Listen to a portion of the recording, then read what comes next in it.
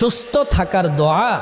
আপনি যদি সুস্থ থাকতে চান, শারীরিক মানসিক যদি সুস্থ থাকতে চান, সকল পেরেশানি থেকে যদি আপনি মুক্ত থাকতে চান, এই দোয়াটি পড়ুন। আমরা সবাই তো সুস্থ থাকতে চাই, ধনী মধ্যবিত্ত গরিব সবাই কিন্তু আমরা সুস্থ থাকতে চাই।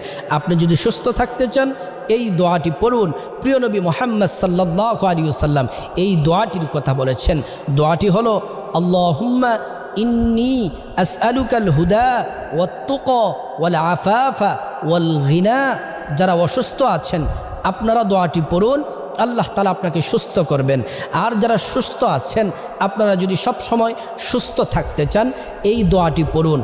বলতে কি, যারা বলতে পারে যে সুস্থতা কত বড় নিয়ামত আপনি বুঝতে পারবেন না। যদি হসপিটালে যারা আইসিইউতে আছে, মুমূর্ষু অবস্থায় আছে, তাদেরকে যদি বলতে পারেন যে সুস্থতা কত বড় নিয়ামত, তাহলে তারা বলতে পারবে।